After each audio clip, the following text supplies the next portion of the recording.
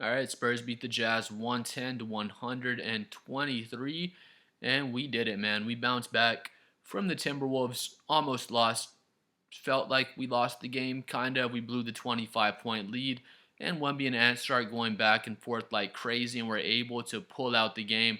But no crazy theatrics towards the end of the Jazz game. We just dominated for most of the game. We never just destroyed the Jazz by 30, but we got up 20 at one point, and we were consistent. We never had a bunch of up and downs. We just kept executing all game long. Instead of executing just super awesome in the first half and then falling off in the third quarter, like we did in the Timberwolves game. So that was good to see. De'Aaron Fox has the 14 points. He's 6 for 11, so he's 55% from the field. Does knock down two of his three threes, so that's good to see. He has been a bit off from three. I think he was really on fire early in the season. It seemed like our whole team was really on fire, and now we've cooled off a bit, and it just feels like we suck at shooting threes now, to be honest. But it's cool to see De'Aaron Fox knock down two of his three. He was looking good out there. He has 8 assists, 5 rebounds, and 4 steals. That's why they call him Swiper. He's stealing the shit out of the ball and just making it really tough for the ball handlers. He had a good amount of time on Keontae George. And I feel like De'Aaron Fox did a really good job on Keontae out there. Only has the 2 turnovers, nothing crazy on the turnovers. Our boy Stephon Castle, he has the 18 points on 9 shots. That's really impressive. Really, really efficient. He does shoot 1 for 4 from 3, so pretty much three of his three of his 4 misses were from 3. So I get it. Stephon Castle has to shoot some threes. He's trying to develop his 3-point shot. There are times, let me know if y'all notice, but he'll shoot like wide open threes and he'll be like 2 feet beyond the line sometimes, 1 or 2 feet behind the 3-point line. And he's pretty open, but he shoots them from way out there, and I just don't get it. He'll he'll shoot some threes in the flow of the offense that we don't really need him to shoot. I noticed a couple in this game. At least one of them, he shot it with like 15 or 14 seconds left on the shot clock, and he wasn't exactly wide open. I get it if we swing the ball around and De'Aaron's the last guy in the rotation, he catches the ball in the corner or he catches the ball on the wing. There's nobody within 10 feet of him, and they are just absolutely daring him to shoot the three. Then I get it. Shoot the three. They're daring you to. You have to shoot some to make sure the defense respects you. But there's someone who'll shoot like a step back or he'll shoot one off the dribble. Maybe a player goes under the screen and Stephon Castle will try to shoot those. And I really only want to see him shoot threes if it comes off of ball movement. It's wide open. His feet are underneath him, and he can pull up a good on balance three because I'll see him shoot a lot. Again, he'll be like 1 or 2 feet behind the line sometimes, and I just don't understand that. Then there's other ones where he'll go up and he just won't be on balance. Maybe he rushes the shot, and there'll be no reason to. Like I've seen some where he'll be wide open and he still ends up rushing the shot, or he doesn't get his feet underneath him and doesn't get on good balance when he'll have plenty of time to get on balance for a lot of those shots. I don't know if it's just me, but with Stephon Castle, as soon as the shot comes off of his hand, I can't say whether it's good or not, but I can say, hey, that one has no chance, and then this one looks like it may go in. And a lot of the time, it's just him, just how fast he's shooting, and just how well his feet are underneath him. Because a lot of the time, again, I'll see him just kind of rush the shot or just not be on great balance. But other than that, he has the 18 points, 8 assists, 2 rebounds, 1 block. He has his classic 4 turnovers. I hate to say that, but 3 or 4 turnovers is almost just something Stephon Castle's going to do probably for the rest of the year, more or less. He'll have games where he has 1 or 2 turnovers, of course.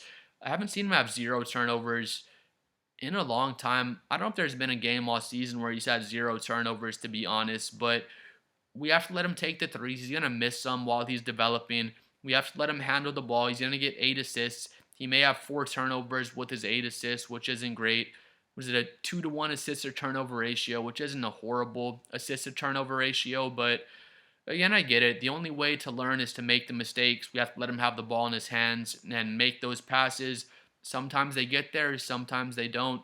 We have to let him make those split-second decisions. Sometimes he makes the right decision, and a lot of the times he doesn't, and then he results in him having 4 turnovers. I love Stephon Castle, of course. Everyone in San Antonio loves Castle, but we don't need to develop him into a point guard. That's what kind of confuses me. We're trying to develop him into like a point guard or at least a secondary playmaker, which is what he's gonna be in the playoffs. Even once Dylan Harper is 23, 24, and Stephon Castle is 24, 25. I feel like Dylan Harper's just the more natural point guard. He's gonna be the guy we want to have the ball in his hands because he's just more of a natural point guard than Stephon Castle. I feel like he has better court vision and he just processes the game more as a point guard, where Stephon Castle is just a dog. He loves to get downhill, loves to come off screens and attack the rim really aggressively. And then he does have good secondary playmaking instincts. I mean, Castle's averaging probably 17 points and seven assists on the season because we are making him make so much. But with that being said, if it's the playoffs and I have De'Aaron Fox out there and I have Stephon Castle out there, I want De'Aaron Fox having the ball in his hands much more than Stephon Castle. I want De'Aaron Fox to be our primary decision maker and playmaker, because I feel like Stephon Castle is going to make me lose my hair if we have him out there in the playoffs making these mistakes. But it is the regular season. We're second seed in the Western Conference. I think we have the second best record in the entire NBA, to be honest. And I'm not going to question what Mitch Johnson is doing out there when we're number 2 in the Western Conference. But again, with that being said, I think De'Aaron Fox and Dylan Harper are both better point guards than Stephon Castle. Stephon Castle's a better player than Dylan Harper right now, but again, in the playoffs, I want to see De'Aaron Fox being our primary playmaker. We didn't re-sign De'Aaron Fox to a max contract for him to hang out on the wing and hang out in the corner while Stephon Castle is trying to play make up top, when we all know we could have the ball in De'Aaron Fox's hands and he'd probably do a better job of being a playmaker and just a primary decision maker. That's De'Aaron Fox's entire life. He's always been a primary decision maker and playmaker. So I think we'll be more successful as a team. Again, having De'Aaron Fox as our primary playmaker. But I do understand Mitch Johnson wanting to get the ball in Stephon Castle's hands so he can further develop and be kind of a secondary playmaker in the playoffs. I've lost all my confidence in Harrison Barnes. He's 1 for 4 from 3 this game. He's 4 for 7. He scores 10 points on 57% shooting. He has 4 assists and 1 rebound also, 1 block, no turnovers. So I'm not saying he had a terrible game. He hasn't been having... He usually still has okay games, but I've lost all faith in his three-point shot. He's 1 for 4 again this game. He was shooting 50%, like literally the first 12 or 13 games this season. He's just absolutely on fire.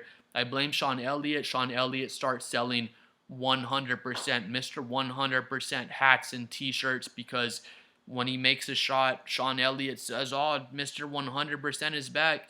He was on fire for 10 games, and Sean Elliott gives him a 100% nickname and starts having merchandise made and sold after a 10-game hot streak. So I just don't get it. I blame Sean Elliott, but he was just so hot to start the season. He's still shooting 37% from 3 on the season, so shooting 37%, that is good. That is a good three-point shooter.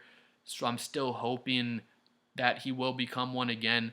When I say I've lost all faith in Harrison Barnes, I have, and I do mean that, but that doesn't mean that he can't win my confidence back.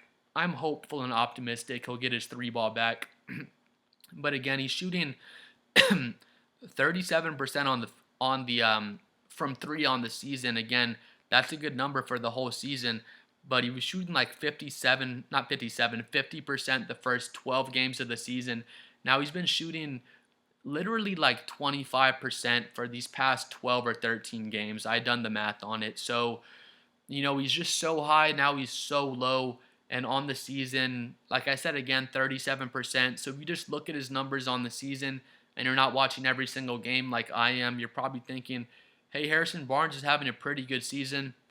And again, I guess he is, but this cold streak is really, really bad that he's on. And honestly, when he goes up for a 3-ball, I just have little to no faith that it's going in, and that's just me being honest. But again, hopefully he gets it going.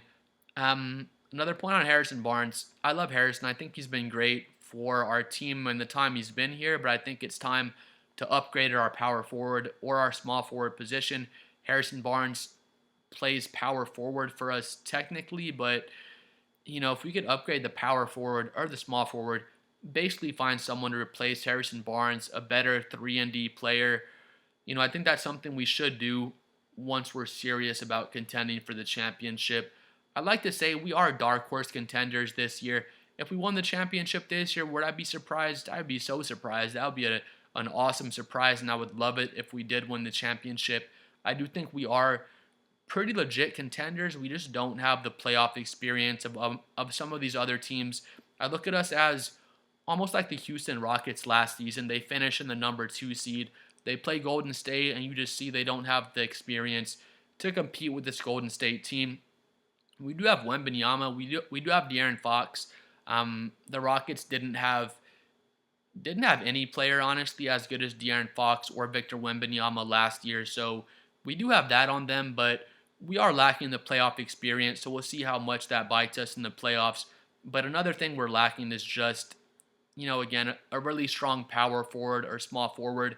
Because again, this is not to throw dirt on Harrison Barnes, but he's just not he's not a starting caliber small forward or power forward on a team that's serious about contending for a championship. That's just my opinion. I think that's fair to say. But again, I'm hopeful and optimistic he gets his 3-ball back, but it's been really, really bad. And if we have a cold streak like this from Harrison Barnes in the playoffs, then we're out of the playoffs. So that's what really worries me. We'll get to Wemby in a second. Keldon Johnson has 2 points, 3 rebounds, 2 assists, 2 blocks, and I don't even care. Keldon Johnson's been so on fire and so awesome for us all season long that he can have a stinker like this, and it's all good. Just made the game winner against Minnesota last season. I'm sure our boy's tired out there from just kicking ass all season long. Keldon's been so amazing in his new role. He just comes off the bench. He just looks for offensive rebounds. He shoots open corner threes. He attacks the rim really physically and just drains energy from his matchup. He can guard 1 through 4 on defense. He can't guard 4s and 5s consistently, but if he gets switched on to a center or a power forward, I saw it just 1 or 2 games ago. He got switched on to, I want to say it was Julius Randle, and Julius Randle tries to back him down and thinks he's going to overpower Keldon. I've seen other, 6'10", 6'11" power forwards think they're going to bully Keldon, and they're just running into a brick wall. You can't get switched onto him and think you're just going to back him down and bully him by getting into the paint. So this is the best season of Keldon's career, in my opinion. I know he averaged 24, 25 points for the Spurs a few seasons back before we got Wemby, but now he's just locked in to a real winning system of basketball, and he obviously plays great winning basketball when he's asked to do the right things. I'm so impressed with Keldon so far this season. Luke Kornet has a 7 points, 7 rebounds, 4 assists, 1 steal, 3 blocks in 21 minutes. Just great productivity in the 21 minutes of playtime. Basically 22 minutes. We were missing a backup center so bad last season. Now that we have Luke Kornet in there, he's just one of the best backup centers in the NBA, first of all. So that's part of it. Another part of it was we were just missing a backup so bad. Now that we have Luke Kornet out there doing the things that Zach Collins wasn't doing for us, again, not a shot at Zach Collins. Luke Kornet is just again, one of the best backup centers you can find in the NBA. Zach Collins is more of a power forward. He's not really a true center, so we're asking an undersized guy to play center, which isn't fair to Zach Collins. Now we have a real center, one of the best backup centers in the NBA, and he's just been so amazing for us all season long. Our boy Carter Bryant's out here. I'm so impressed with Carter Bryant. Gets the 14 minutes, finally gets himself a dunk. He got 2. He had 1 in the dunker spot. I think Luke Kornet gave him a bounce pass, gets an easy dunk down low in the dunker spot. He knocks down a corner 3. His shot looks beautiful. Honestly, his shot looks beautiful from 3. Ripped 1 in the corner. I think we basically have him to replace Jeremy Sohan out there. I think it's getting pretty obvious now at this point. We're going to be asking him to do a lot of those things we were asking Sohan to do, just come out and do those dirty work things, and Carter looks like he's already a better offensive player than Jeremy Sohan at this point. Jeremy we're probably going to part ways with him. I love Jeremy Sohan. I always like Sohan a lot. I think he's an elite defender. I think he's a really good screen setter. He's good in the pick and roll. He's a really good decision maker when he catches the ball as a roll man. So we'll see how good Carter's going to be at screen setting, how he'll be in the pick and roll, the pick and pop. See if we want to use him that way, but he can legit guard 1 through 3. He can guard power forwards pretty decently, just depending on how big those power forwards are. He had the 1 steal and the 2 blocks. I forgot exactly who we blocked, but there was one play where Kevin Love pump fakes. Kevin Love felt Carter Bryant behind him.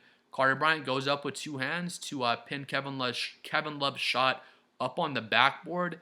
Kevin Love shuffles his feet and tries to get on the other side to finish. Carter Bryant just, I don't want to say scared. Kevin Love wasn't scared, but you felt Carter Bryant's presence back there, and it made him shuffle his feet, so we forced that turnover. He had another steal. It wasn't even a passing lane steal. We were just harassing the ball handler. I think it was Keontae George. He just loses the ball, and Carter Bryant scoops that up. Yeah, he had the alley-oop from De'Aaron Fox, which was sick. I love De'Aaron Fox. I love De'Aaron Fox slowing down, just throwing the dog a bone, because Carter Bryant is definitely a dog out there. That was great. Great seeing De'Aaron Fox just throwing his rookie a lob and letting Carter Bryant get more and more comfortable out there. The lob, the dunker spot dunk, he hit that 3 ball. His 4th field goal, it wasn't. I want to say it was Micheal. They said it was Kevin Love on the announcer on the broadcast, but it wasn't. But Carter Bryant's dribbling right, hits him with just a left shoulder bump. Again, I'm pretty sure it was Micheal. I don't think he so much flopped. Maybe he tried to sell the contact, but he just falls down. It was a no call. It wasn't a blocking foul. Wasn't a charge. Rightfully so. Carter Bryant just bullied him out of the way and got an easy layup at the rim. Carter, he knocked down 2 free throws as well, 2 for 2. His 3-point shot looks so good. I don't know how effective it is yet, but his mechanics look great. He's always on really good balance when he shoots his 3 balls. I don't know if I said, kind of like what I was saying about Stephon Castle earlier, it's almost the opposite with Carter Bryant. Stephon Castle will catch outside the arc. Sometimes he shoots the 3 like 1 foot behind the arc, which I don't understand. Sometimes Stephon Castle doesn't really get his feet set before his shot. He might not be on good balance. It's like the opposite with Carter Bryant. He'll catch it. He's ready to shoot. His feet are set. Gets great elevation on his jump shot. Beautiful follow through. And I'm not saying he's going to be a 40% 3-point shooter in his career. I hope he is, of course, but his shot looks beautiful, and it seems like it's already pretty effective. He just needs to get more minutes out there on the court. I feel like after this game, he's almost demanding, this performance almost demands him to get at least like 10 minutes or more every single game. I love seeing him get the 14 minutes this game. I'm sure as Spurs fans, we're just kind of pounding the table for Carter Bryant. We want Carter Bryant 20 minutes a game. We want to see him out there. He's ready. He's ready. I'm right there with you guys. I don't know if I agree, but I want to agree. He's still young. He's still raw. If we're playing like the Thunder, we play the Rockets tonight. We'll see if he gets minutes in this game. I think he'll probably get 5 or 10. If we're playing, Thunder, Nuggets, the Timberwolves, the Knicks, or the Pistons, some of these top teams in the NBA, I wouldn't be surprised to see Carter Bryant not get any minutes if it's just a close nip and tuck game and we're just focused on winning the game. When we play like the Thunder, the Timberwolves, these types of teams, if your name's not Stephon Castle or Victor Wembanyama, even Dylan Harper, he'll get like small minutes in some of those games. Basically, if your name's not Stephon Castle or Wembanyama, and we're playing a top team in the NBA, if it's not a blowout, we're just trying to win. We're not focused on developing Carter Bryant. We're more focused on developing Dylan Harper. But even him, you'll see his minutes get pretty low when we're playing those top teams in the NBA. So in those games, we're trying to develop Stephon Castle and Wembanyama playing against these elite teams, and we're just trying to win the game and make statements in those games. We're not really worried about getting Carter Bryant minutes out there. Those are not the games for him to make mistakes in and for him to learn in. Games like this against Utah's a good-ass team, don't get me wrong, but teams like this against lower caliber competition, Utah's like middle of the pack again. They're a good team, but you know what I'm saying. We're playing playing those teams that aren't quite top of the pack teams, that's when we can get Carter Bryant some minutes and let him develop. And it's so much fun to see. Such an exciting young player. I've been I've been halfway in between just saying just send Carter down to Austin, send him to the G League, let him play 25, 30 minutes a game and just get repetition, get some reps out there. But I'm gonna trust Mitch Johnson on this one. If Mitch Johnson think it's better for Carter Bryant to get some DMPs, not play every game, maybe he plays 5 minutes one game, maybe he gets 15 minutes like this game, maybe he gets 10 minutes one game. If Mitch Johnson thinks that's better for his development to play, 5 to 15 minutes, maybe not play in some games, but play against actual NBA level competition. I know G Leaguers are NBA players, but y'all know what I'm saying. To play against actual high level NBA competition. If Mitch Johnson thinks that's the best way to develop Carter Bryant, I'm just going to, I'm going to trust Mitch Johnson out there. I think he's doing the right thing because it seems like Carter, he's in like a weird in-between place. He seems like he's way too good to be in the G League, but he's just not quite good enough to play, to crack the rotation for every single game of our season yet. I already hit Luke Cornett. We hit Keldon. Dylan Harper was amazing as well. He's 6 for 7 out there, 85% from the field. He was just in such great control out there on the court. What did I love? He knocked down one of his 2 threes, so I love to see that. His three-point shot, it's looking better and better, to be honest. He's looking more and more comfortable. Same thing. Let me plug my charger in real quick, guys. Same thing like with Stephon Castle. I kind of feel the same way with Dylan Harper. I feel better. It might be too early, but I feel like Dylan Harper has a better 3-ball and has a better mid-range shot than Stephon Castle does already, even with him being a rookie. Same thing with Castle, though. Now, I feel like there's times with Harper where he'll catch for a 3 and he kind of rushes the shot. He doesn't get his feet set. He doesn't get on great balance. And just like I said about Castle earlier, as soon as he shoots it, you kind of think that has a really good chance of not going in. But then the one he made in this game, his feet were right underneath him. He catches the ball, his feet are set. He's ready to shoot, gets great elevation, and just knocks down that 3-ball. There was another play. He gets down in the paint. He's going left. He hits a little between the legs pullback. He gets right there to the De'Aaron Fox area. Looked just like De'Aaron Fox. He pulls up kind of right underneath the free throw line for a little fall away jumper. He had another one. He hits a pullback and he shoots a bit of a deeper jump shot, probably like right there around the top of the key, and knocks that down as well. So at least 3 of the 6 shots he knocked down, one was a 3. At least 2 of them were jump shots.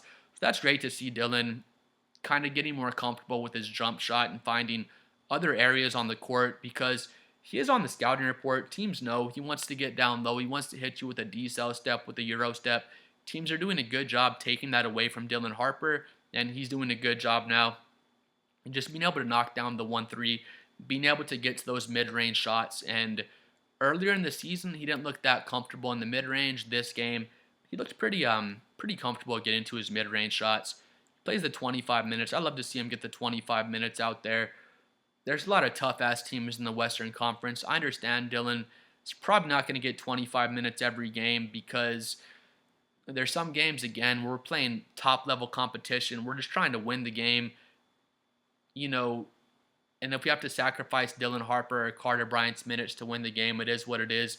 But I love games like these where we can see our rookies, get out there and get their feet wet. But you already know Dylan Harper is amazing. He has the 15 points, 5 assists, 3 rebounds, 1 steal, 1 block, the 2 turnovers in 25 minutes. He takes pretty good care of the ball. I think he's really in control out there. He just doesn't have enough reps to have that, kind of wording that wrong. He does have great court vision. He just needs more reps to kind of adjust the speed of the game and just have a better feel for when to pass the corner, when that alley-oop is open. He's still learning the speed of the NBA, but he's adjusting great out there. I say all the time, if Dylan Harper was a starting point guard for another team and he was getting, 30 minutes plus per night, he's probably like 17 points, 5 rebounds, and 5 assists, if not better, to be honest with you. I think Dylan Harper is that special. He's going to be our point guard of the future, of course. We signed De'Aaron Fox to the 4-year max contract. De'Aaron's 27 years old. I think he may have turned 28 recently. But anyway, once De'Aaron Fox's 4-year contract is up, he's 31, 32. We may re-sign him again. We'll see how De'Aaron's looking at that point. I think he'll still be a really impactful player. But by that time, Dylan Harper is going to be about 23, 24 years old. So chances are we probably still keep De'Aaron Fox. But by that time, we'll probably let Dylan Harper pretty much take over the point guard position at that point. And, he's obviously our point guard of the future. Dylan Harper's so special out there. I already talked about Harrison Barnes. I lost all my confidence in him. I hope he can win my confidence back. Julian Champagnie, if you asked me probably 5 or 6 games ago, I'd lost all my confidence in Champagnie as well. I think he's shooting about 38% from 3, maybe 38, 39 on the season, but he's 5 for 11. He has 13 points this game, 3 for 8 from 3, so 37.5%. I love it. He has the 4 rebounds out there, 0 turnovers. With Harrison Barnes, he gave us the 4 assists this game as well. The thing is, when Harrison Barnes, when his 3 ball is off, he's not giving you that much. He's not a great rebounder. He's not a great defender. He does have 4 assists this game, but he's not like a big playmaker out there. So when Harrison Barnes' 3 ball is off, he's not giving you that much out on the court. When Champagnie's 3 ball is off, he gave us the 4 rebounds tonight. He's a pretty solid rebounder for the small forward position. He had 11 rebounds last game. I think he had 8 rebounds the game before that. If Champagnie has like 6 or 7 rebounds, and I see that on the box score, I'm not really surprised. He does that quite a lot. So that's the thing. When Champagnie's shot is off, he can still give you rebounding, where when Harrison Barnes' shot is off from 3, he doesn't give you that much to make up for it. But just like I said about Harrison Barnes, he's lost all my confidence, just like Julian Champagnie did probably 6 or 7 games ago, but I have all my confidence back in Julian Champagnie. He had the game where he knocks down 11 of 17 threes. I felt good after that game.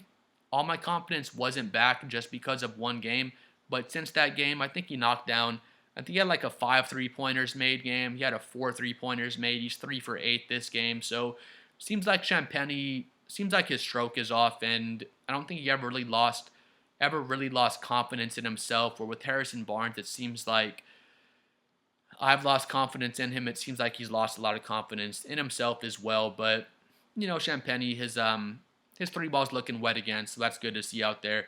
Victor Wembanyama, he's our hero and savior out there. He has 33 points, 10 rebounds, 2 steals, 2 blocks, only 1 turnover. That's great to see because Wemby has been pretty turnover prone just so far this season. He's just learning how to make those reads.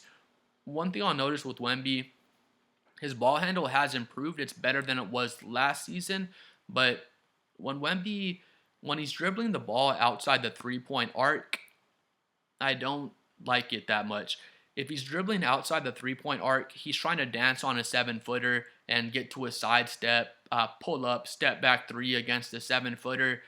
I don't mind that. I think he can do a pretty good job just shaking up those 7-foot big men. He can usually create a pretty good 3-point shot for himself off the dribble when he's isolated with a 7-footer. So I don't mind that when he's off the dribble in an ISO trying to create a 3-point shot for himself. But if we're like in the half court and he's trying to go off the dribble and he beats that initial defender, let's say he beats that initial 7-footer off the dribble, which he usually does. He beats that guy, and now he can take like 2 steps and he'll be at the rim. So he's inside the 3-point arc. And I've seen a lot, he'll pick up his dribble and get ripped, or maybe he'll be in a hurry. He beats that initial defender, and I've noticed him be out of control a lot. Maybe he takes 2 steps and someone sets their feet, he gets a charging foul. Maybe he sees that guy trying to take a charge, and he tries to kick out to the corner, and that pass gets intercepted. He'll get stripped. Maybe he'll lose the ball. I've seen him just get out of control a lot when he's trying to go off the dribble from the 3-point line and get inside and try to score from the 3-point line, getting inside off the dribble. When he catches the ball right there at the free throw line, when he catches the ball right there at either elbow, it's just chopped liver, bro. He's just cooking people out there. I love to see him get the ball right there at the free throw line with a live dribble. He turns around and faces up. he can just pull up right there at the free throw line if he wants and just shoot over anyone from that free throw line area. And that's a really efficient shot from him. He can shoot that over anybody. He can take one dribble and try to dribble around that defender and be at the rim for a dunk. He'd like to take that one dribble going left and spin back to his right. He can go to that move. He can take one dribble and step back for a three if he wants, but he's way more effective when he catches the ball at either elbow or if he catches the ball right there at the free throw line with a live dribble. And we were getting him the ball at that spot a lot this game and a lot in the Timberwolves game as well. So only had the one turnover. This game as well, we got him the ball in that free throw line area a good amount of times, but he knocks down 7 of his 12 threes, and the Jazz, he wasn't like looking for threes. The Jazz were just not respecting him. They're just playing drop coverage. He'd come up in late transition. They passed the ball back to Wemby, just wide open three ball. Wemby comes off of he would come off the screen. They go underneath the screen, just catches wide open straightaway three. He knocked down 3 threes in the first quarter. You'd think they would make an adjustment at that point, but they just really didn't make an adjustment. He just kept knocking down open threes, and Utah just kept not guarding him on the three balls. So some people last season, a lot of people, mainly people that don't even watch Spurs games, they were just hating on Wemby. Oh, he takes too many threes, and he did take too many threes last season, but that wasn't him trying to develop into Steph Curry. We were just letting him take a lot of threes because we were trying to pretty much tank up the season towards the end of it and get Dylan Harper, and it worked out great for us. But if teams are just disrespecting him and just playing drop coverage against him, he can knock down 5 or more threes game in and game out. Knocks down the 7 this game. And again, it wasn't him looking for the three ball. He wasn't trying to shake people up off the dribble and shoot a bunch of sidestep, pull up, step back threes. It was just Utah just playing really bad defense and just going under screens and just disrespecting Wemby from the three-point line, to be honest. So I don't mind him taking 12 threes or more if the defense is just giving up the three balls. I wonder if there's going to be a time later in Wemby's career where he's just so dominant down low, they just start conceding three-point shots to him because that's just all you can do. But we'll see if Wemby gets to that point with his post game.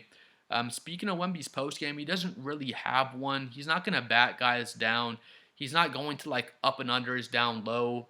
For the most part, his center of gravity is just too high. When you get like a Julius Randle or some of these other shorter, stocky guys, they can do a good job guarding him with their physicality. Wemby's doing a better job against those guys than he was last year. Way better than he was in his rookie year. So he's starting to learn how to deal with those shorter, stockier defenders that used to give him trouble. Those guys still give him the most trouble, but he's doing a better job against those defenders. That's what I was saying. I like him better in the mid-post because he catches in the mid-post. You try to get that short, stocky guy on him. He can just pull right over the top on him. Or one thing I want to see from us that I haven't really seen, Wemby catches at the free throw line. Julius Randle, for example, how Julius Randle was guarding Wemby last game. Wemby catches it. Julius Randle is just right on him. Just no room at all. Have Wemby just turn around. Have De'Aaron Fox come off at 100 miles an hour. Just hand De'Aaron Fox the ball. Julius Randle is this close to Wemby. De'Aaron Fox is going to come right off and have a wide open lane to the rim. Do the same thing with Dylan Harper. Do the same thing with Stephon Castle and make it to where that defender has to respect that dribble handoff. And that's the next step in Wemby's game, just learning how to be a better playmaker. He's a willing passer. He sees the court pretty well, but he only has the 1 assist in this game. And we're just not asking Wemby to be a gigantic playmaker. We have Stephon Castle. We have De'Aaron Fox. We have Dylan Harper. Keldon Johnson's a decent playmaker in his own right as well. Luke Kornet's a really good playmaker at the center position. He's a really good passer. Luke has the 4 assists in this game. So almost like you wouldn't say SGA's not a great playmaker. I don't think we would say that Shaq wasn't a great playmaker or Kobe Bryant wasn't a great playmaker. The point I'm making, SGA, Kobe, Shaq, these type of guys, they don't see the court like a point guard. They're not trying to make all these crazy cross-court passes and stuff like that. They just have so much gravity offensively. Like a Shaquille O'Neal, you get the ball down low, you're getting double-teamed or triple-teamed. Shaq passes the ball back out to the corner. swing, swing, swing, and you get a wide open wing three. Did Shaq pass the ball straight to that shooter for that assist? No, he didn't. But we all know that wide open three happened because Shaquille O'Neal was dominant down low and he has so much gravity. That's kind of like the same thing with Wemby. And he's not even there yet. He's still developing as a scorer. His game is nowhere close to what he's going to be as a scorer or just as a basketball player in general once he's in his prime. But, that's what Wemby's working on right now. He's just working on becoming a more dominant scorer and just a more polished, effective scorer. And, that's kind of what his assists are going to come off of. I don't know if there's going to be any time in Wemby's career where we're trying to use him as like a Nikola Jokic or like an Alfred Şengün as an offensive hub in that way. And that's fine. He's just not that kind of player. Again, probably Wemby's whole career, if we build the roster right, which San Antonio normally builds the roster right, we're probably always going to have Stephon Castle, De'Aaron Fox, Dylan Harper. He's always, hopefully, and most likely, he's always going to be surrounded with playmaking guards because he's not the guy that you want passing the ball out to get the assist. He's the guy you want rolling to the rim and catching the lobs. He's the guy you want rolling to the rim, and even if you don't pass him the ball, two or three guys react to it, and they come in and condense on him, and you kick it out for a wide open corner three. So Wemby, is he ever going to average even 7 assists per season in his career?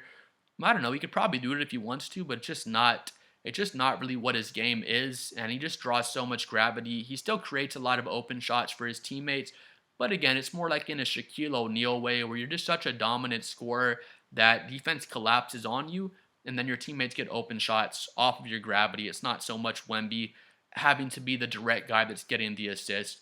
But great game, though. Great win from the Spurs. We came back and we executed much better than we did in the Timberwolves game, and I can tell the guys had a sour taste in their mouths from almost blowing that game. And, thank God we were able to pull out the Timberwolves game, and we looked great in this game against the Jazz. One more thing, too. We had 7 players in double digits, so our team is just so deep. Carter Bryant was one of those 7 guys, so hopefully we can see some more from Carter Bryant as well. But please like and subscribe. I'm trying to hit 7 million subscribers. Let me know what you thought about the game. We'll see y'all next time. Peace.